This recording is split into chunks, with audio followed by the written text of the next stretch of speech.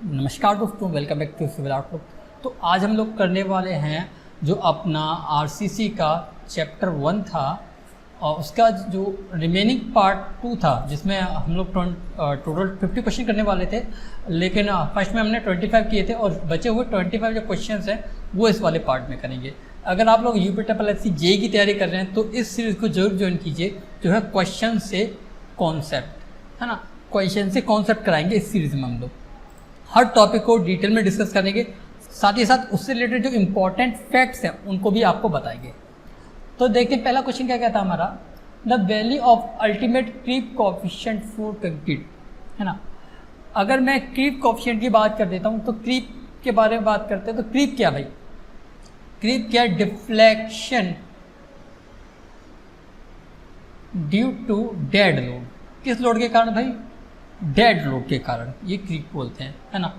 अब creep coefficient क्या होता है, क्रीप कोएफिशिएंट जिसको 5 से नोट करते हैं वो क्या होता है, होता है क्रीप स्ट्रेन।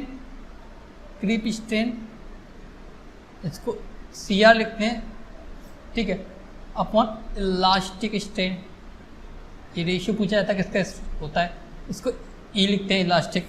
ओके, तो ये रेशियो था। अब क्रीप कोएफिशिएंट की जो वैल्यू है, पाई की वैल्यू है, अगर मैं लिखूँ 7 डेज़ के लिए, 28 डेज़ के लिए, 1 ईयर के लिए, तो इसका जो डाटा है पहले होता है 2.2, फिर जाता है 1.6, देन हो जाता है आपका 1.1, है ना। 7 दिन बाद 2.2, 28 दिन बाद 1.6 और 1 साल बाद 1.1।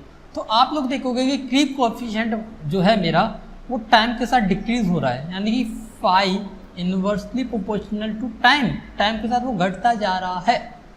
तो वही पूछा क्वेश्चन में, the value of creep coefficient for concrete is. तो जो क्रीप कोएफिशिएंट होता है उसकी वैल्यू के बारे में यहाँ पे स्टेटमेंट लिखे, उसको पढ़ते हैं हम लोग। पहला बोल रहा है increase with age of loading, यानी कि लोडिंग के साथ साथ उसका जो वैल्यू वो बढ़ती जाती है। तो देखो ये तो गलत है। बी बोल रहा है decrease with age of loading, तो यहाँ पे बी राइट आंसर अपना। और ये भी पूछा जाता है कि 7 दिन के लिए, 28 दिन के, 1 साल के लिए जो क्रीप कोएफिशिएंट है उसकी वैल्यू क्या होगी। तो ये डाटा भी आपको याद रखना इंपॉर्टेंट है। ओके, अगला क्वेश्चन देखते हैं। अगला क्वेश्चन क्या कहता है हमसे, partial safety factor for concrete and steel respectively may be taken as. अगर मैं पार्शियल सेफ्टी फैक्टर की बात करूं तो कंक्रीट के लिए इसको लेते हैं हम लोग 1.5, स्टील के लिए लेते हैं हम लोग 1.15। ओके, तो पहले कंक्रीट बोला है तो कंक्रीट देखेंगे तो 1.5 इसमें दिख रहा है, इसमें दिख रहा है, दूसरे में दिख रहा है 1.15। तो आंसर क्या होगा, ऑप्शन नंबर ए राइट आंसर हो गया, है ना।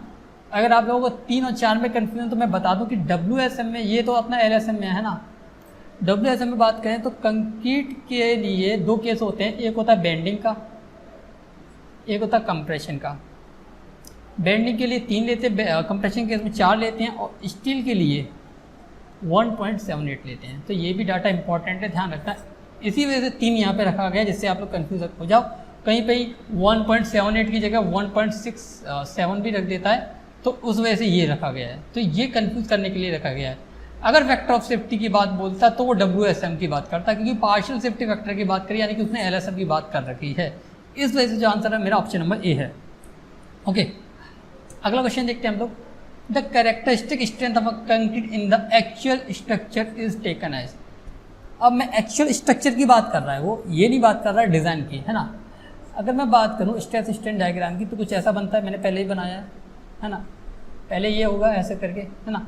हम लोग एक्टिवेट करने के लिए ऐसे बनाएंगे, यहाँ से ये होता था अपना FPK। ओके, अब क्या था, ये तो मेरी स्ट्रेंथ थी। अब मैं क्या करूँगा, क्यूब की थी, क्यूब की। लेकिन अगर मैं बात करूँ पर्टिकुलर मेरा स्ट्रक्चर क्यूबॉइड भी हो सकता है ना, क्यूब तो नहीं रहेगा। तो इस वजह से में हम लोग 1.5 का डिवाइड कर देते, तो उसके बाद जो मेरी वैल्यू निकल के आती स्ट्रक्चर में, वो आती 0.67 FCK। ये किसमें, स्ट्रक्चर में। अगर डिज़ाइन की बात करूँ तो कंक्रीट के लिए हम लोग पार्शियल सेफ्टी फैक्टर कितना लेते हैं, 1.5। तो जब इसमें भी मैं 1.5 का डिवाइड कर देता हूँ तब मेरी स्ट्रेंथ निकल के जो आती है उसको बोलते हैं 0.446 FCK। ये डिज़ाइन स्ट्रेंथ है। तो यहाँ क्या कह रहा है, the characteristic strength of concrete in the actual structure. एक एक्चुअल स्ट्रक्चर की बात कर रहा है, तो स्ट्रक्चर में कौन सी होती है, 0.67 FCK। तो आंसर क्या होगा, ऑप्शन नंबर सी। अगर यहीं पे अगर बोल देता कि डिज़ाइन स्ट्रेंथ बोलता तो आंसर हो जाता है यहाँ पे डी 0.447 FCK, है ना। तो आंसर क्या हो जाता है डी। अगला क्वेश्चन क्या बोल रहा है हमसे, for RCC construction the maximum size of coarse aggregate is limited to. अगर मैक्सिमम साइज की अगर मैं बात करूँ तो एग्रीगेट का जो साइज ज़्यादा नहीं होना चाहिए, है ना, मैक्सिमम की बात ज़्यादा नहीं होना चाहिए 1/4 और थिकनेस ऑफ मेंबर, है ना, thickness of member 1/4 T। Generally की बात करें तो जनरली हम लोग 20 mm लेके चलते हैं, तो आंसर क्या हो गया ऑप्शन नंबर सी 20 mm, है ना, 20 mm is the right answer. अगला क्वेश्चन देखते हैं, the modulus of rupture of concrete gives. अगर बोल दे आपका मॉड्यूलस ऑफ रप्चर बोल दे, ठीक है, या फिर आपका क्रैकिंग स्ट्रेंथ बोल दे, क्रैकिंग स्ट्रेंथ बोल दे, या फिर strength of concrete under bending बोल दे, तो सबकी वैल्यू कितनी होती है 0.7 √ FCK। तो ये होता क्या है, डायरेक्ट टेंसाइल स्ट्रेंथ तो डायरेक्ट तो नहीं होती भाई, ठीक है। सी बोल रहा है the tensile strength of concrete under bending, हाँ बेंडिंग करने पे जो स्ट्रेंथ दिखाता है कंक्रीट तो उसको बोलते हैं मॉड्यूलस ऑफ रप्चर। तो यहाँ पे आंसर क्या हो गया ऑप्शन नंबर सी। डी क्या बोल रहा है, the characteristic strength of concrete ना, वो तो FCK होती है, लेकिन ये होता है 0.7 √ FCK। तो ये भी ध्यान रखना बहुत ज़्यादा इंपॉर्टेंट है। अगला क्वेश्चन देखते हैं। अगला क्वेश्चन क्या बोल रहा है, minimum grade of concrete for moderate environment exposure condition should be. Moderate अगर मैं माइल्ड के लिए बात करूं तो कितना होता है 20, मॉडरेट के लिए बात करूं तो कितना होता है 25। तो यहाँ पे आंसर क्या है मेरा 25, option number A is the right answer, है ना, A is the right answer. Okay, अगला क्वेश्चन देखते हैं, as per IS 456/2000 organic content और water use for making concrete should not be more than. अगर ऑर्गेनिक कंटेंट की बात करूं तो उसकी लिमिट होती है 200। ओके, सल्फेट की अगर मैं बात कर देता हूं तो उसकी लिमिट होती है 400। सस्पेंडेड पार्टिकल की अगर मैं बात कर देता हूं तो उसकी लिमिट होती है 2000। क्लोराइड की अगर मैं बात कर देता हूं तो उसकी लिमिट भी होती है 2000। इन ऑर्गेनिक की अगर मैं बात कर देता हूं तो उसकी लिमिट होती है 3000। ये सारे किसमें mg/लीटर में हैं।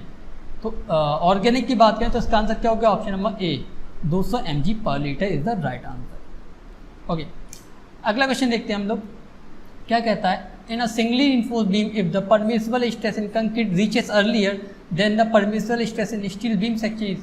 अब केस बता रहा हूँ, पहला XA is less than XC, इसको अंडर रीइंफोर्स सेक्शन बोलते हैं। दूसरा XA is greater than XC, इसको ओवर रीइंफोर्स सेक्शन बोलते हैं। तीसरा होता है XA इक्वल टू XC, जिसको आपका बैलेंस सेक्शन बोलते हैं, या फिर इकोनॉमिकल सेक्शन बोलते हैं, या फिर क्रिटिकल सेक्शन बोलते हैं, है ना। अगर मैं बोलूँ XA लेस देन XC तो उसको बोलते हैं अंडर रीइंफोर्स सेक्शन। जो कम होता है वो पहले यील्ड कर जाता है। तो यहाँ पे वो बात बोली है, if the permissible stress in concrete reaches earlier than the permissible stress in steel. अब यहाँ पे यील्ड पहले कौन कर रहा है, मेरा कंक्रीट पहले पहुँच रहा है, तो कंक्रीट कम किस में है, इसमें है XC। क्रिटिकल में को कंक्रीट से रिलेट कर देता हूँ मैं याद करने के लिए, है ना, जिस तरह आप भी याद कर सकते हैं। तो यहाँ पे आंसर क्या हो गया, over reinforce section, option number B is the right answer, है ना। चलो अगला क्वेश्चन देखते हैं, mild steel use in RCC structure conforms to. तो माइल्ड स्टील की अगर मैं बात करूँ तो वो क्या होता है मेरा Fe250, है ना। इसका कोड क्या होता है IS 432। अगर मैं HYSD की बात करूं तो उसका IS कोड कितना होता है भाई 786। तो ये भी ध्यान रखना। तो यहाँ पे आंसर क्या हो गया option number A IS 432। Okay, अगला क्वेश्चन देखते हैं, the minimum quantity of cement content needed in 1 metre cube of reinforced concrete which is expose to sea weather condition. अगर सी कंडीशन की बात करें तो उस कंडीशन में जो मिनिमम सीमेंट कंटेंट होता है वो कितना होता है, वो आपका होता है 340। ओके, मिनिमम इतना, तो 340 के अप्रॉक्स आंसर क्या है ऑप्शन नंबर ए, है ना। 340 के अप्रॉक्स आंसर क्या है ऑप्शन नंबर ए। तो इस वजह से, क्योंकि ये मिनिमम वैल्यू है, इससे कम नहीं ले सकते, इस वजह से आंसर जो डी था वो नहीं था, इस वजह से आंसर क्या ऑप्शन नंबर ए है। ओके, अगली वैल्यू बोलिए coefficient of wind resistance of circular surface. ठीक है, सर्कुलर के लिए बात करते हैं तो 2/3 होती है ना। तो यहाँ पे आंसर क्या हो गया option number A 2/3 is the right answer. अगला क्वेश्चन देखते हैं, the minimum quantity of cement content that is needed in 1 metre cube of reinforced concrete which is not directly expose to weather is about. अगर वो directly expose नहीं है तो वो mild condition हो गई, और माइल्ड कंडीशन कितना होता है 300 kg पर मीटर क्यूब। अगर मॉडरेट बोल देता तो कितना होता, तब भी आपका 300 kg पर मीटर क्यूब होता है ना। तो इस कंडीशन में आंसर क्या, ऑप्शन नंबर सी। चलो अगला क्वेश्चन देखते हैं। M20 grade of concrete approx, तो M जो 10 है ग्रेड वो रेशियो होता है 1:3:6। अगर M50 की बात करें तो 1:2:4। M20 की बात करें तो 1:1.5:3। M25 की बात करें तो 1:1:2। तो ये सारे ग्रेड भी आप याद रखना। तो यहाँ पे M10 की बात की तो आंसर क्या हो गया, ऑप्शन नंबर ए 136। ओके, अगला क्वेश्चन देखते हैं हम लोग। If the thickness of a structural member is small compare to its length and width it's called है। देखिए 3 होती है, लंबाई, चौड़ाई, ऊंचाई, है ना। अगर उसकी थिकनेस कम है, यानी थिकनेस कम है, तो उसको बोलते हैं सरफेस स्ट्रक्चर, यानी कि 2D हो जाता है वो, है ना। तो आंसर क्या हो गया अपना, ऑप्शन नंबर बी 2 डायमेंशनल, है ना, क्योंकि एक डायमेंशन उसकी कम है। तो कौन सी डायमेंशन ज़्यादा है, 2 डायमेंशन। अब क्या बोल रहा है, according to IS 456/2000 the number of grade of concrete mixes है। देखिए आपको इसका आंसर जो कंक्रीट के ग्रेड है वो प्रेजेंट टाइम पे 8 है, लेकिन आपको कहीं की बुक में 7 लिखेगा, जो कि ओल्ड वर्जन था, अभी अपडेट हो गया, अब प्रेजेंट में कितने हैं, 8 हैं। तो कहीं कहीं आपको 7 देखने को मिलेगा, वो ओल्ड था, पुराना था। अभी प्रेजेंट में आएगा तो आपको 8 आंसर लगाना, गलती मत करना बुक के अकॉर्डिंग देख के, है ना। तो आंसर क्या है इसमें, 8 है, option number D is the right answer. अगला क्वेश्चन देखते हैं। As per IS specification the nominal concrete cover for moderate exposure should not be less than. Mild के लिए कितना होता है 20, मॉडरेट के लिए कितना होता है 30, सीवियर के लिए कितना होता है 45, वेरी सीवियर के लिए कितना होता है 50, एक्सट्रीम के लिए कितना होता है 75। तो वहाँ पे मॉडरेट की बात करी गई है, तो क्या हो गया answer, option number B 30 mm, है ना। चलो अगला क्वेश्चन देखते हैं। In the design of prestressed concrete structure which of the following limit state will come under the serviceability limit. देखो 2 लिमिट होती है, कोलैप्सिबिलिटी लिमिट जो कि रिएक्शंस की बात करती है, एक होती है सर्विस की या फिर ड्यूरेबिलिटी की जो रिएक्शन की बात नहीं करती, है ना। Flexor cracking, flexor cracking, flexor एक टाइप की रिएक्शन है, तो ये इसमें नहीं आएगा, ये कोलैप्स में आएगा। डिफ्लेक्शन क्रैकिंग, इसमें रिएक्शन है नहीं है। शेयर एक रिएक्शन है, तो ये कोलैप्स में आएगा। शेयर एक रिएक्शन है, तो ये भी कोलैप्स में आएगा। तो सर्विसिबिलिटी में क्या क्या आता है अपना, डिफ्लेक्शन आता है, क्रैकिंग आती है, कोरोजन आता है, अब्रेजन आता है। ये सारी चीज़ें सर्विसिबिलिटी या फिर ड्यूरेबिलिटी में आती है। तो आंसर क्या हो गया, option number B the right answer. अगला क्वेश्चन देखते हैं।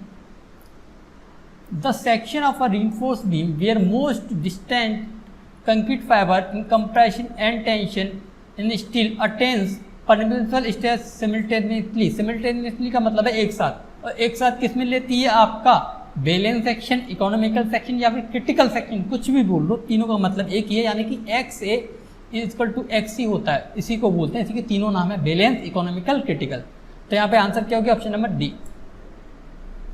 अगला क्वेश्चन देखते हैं। कंक्रीट इज, तो कंक्रीट कैसा भाई, good in compression, good in tension ना, गुड नहीं होता टेंशन में, वीक होता है। जो टेंशन में स्ट्रेंथ होती है वो 10% होती है कंप्रेशन में कंक्रीट का, ये हम लोग जानते हैं। बी बोल रहा है good in compression, weak in tension, तो option number B is the right answer. Good होता है कंप्रेशन में, लेकिन वीक होता है टेंशन में, है ना। चलो अगला क्वेश्चन देखते हैं। A major beam in a building structure is called, तो गर्डर बोलते हैं, फ्लोर बीम बोलते हैं, मेन बीम बोलते हैं, तो तीनों ही बोलते हैं। तो आंसर क्या हो गया, ऑप्शन नंबर डी। गर्डर एक मेजर आई बीम होती है अपनी, है ना।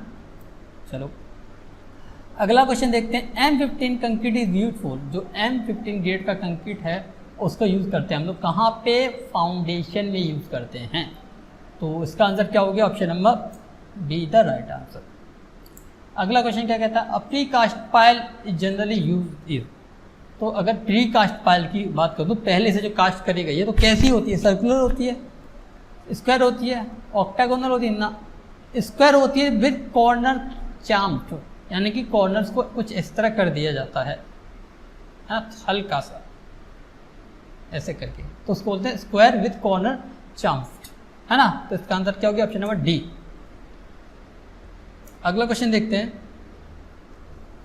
The limiting depth of a neutral axis for a beam having effective depth of 400, यानी डी की वैल्यू दे रखी है 400 mm, एफ ई कितना देर का 250, और पूछा है एक्स की लिमिट। अगर हम लोग बात करें कि एफ ई 250 के लिए, एफ ई 415 के लिए, एफ ई 500 के लिए, एफ ई 550 के लिए, तो एक्स की लिमिट की जो वैल्यू है वो होती है 0.53 डी, 0.48 डी, 0.46 डी और 0.44 डी।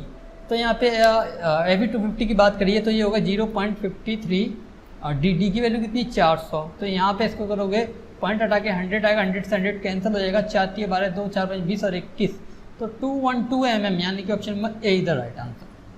अगर मैं मूवमेंट की बात कर देता हूँ, एम ए लिमिट की बात कर देता हूँ, तो ये हो जाता है 0.148 एफ सी के डी डी स्क्वायर, इसके लिए हो जाता है आपका 0.138 एफ सी के बी डी स्क्वायर, इसके लिए हो जाता है आपका 0.133 एफ सी के बी डी स्क्वायर, है ना। तो ये सारा डाटा भी आप लोग याद कर लेना, बहुत ज़्यादा इम्पॉर्टेंट है। लास्ट क्वेश्चन देखते हैं इस वीडियो का।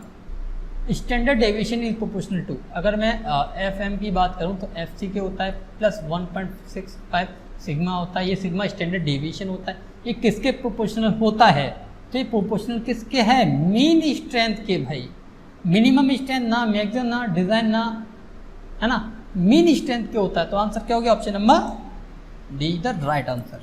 ओके, तो यहाँ पे वीडियो कंप्लीट होती है। जितने भी लेक्चर्स थे आपके आरसीसी के, ये पहला चैप्टर के 50 क्वेश्चन थे, इसको हमने 2 पार्ट्स में बांट दिया।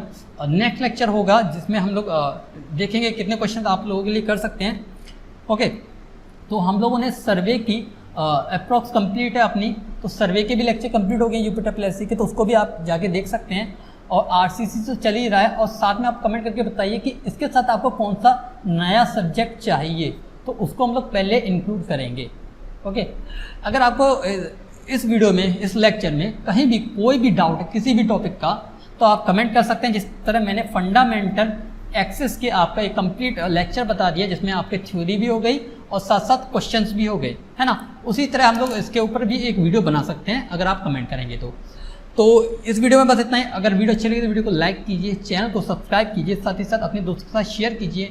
मिलते हैं नेक्स्ट लेक्चर में। Till then be happy, keep learning and don't forget keep smiling.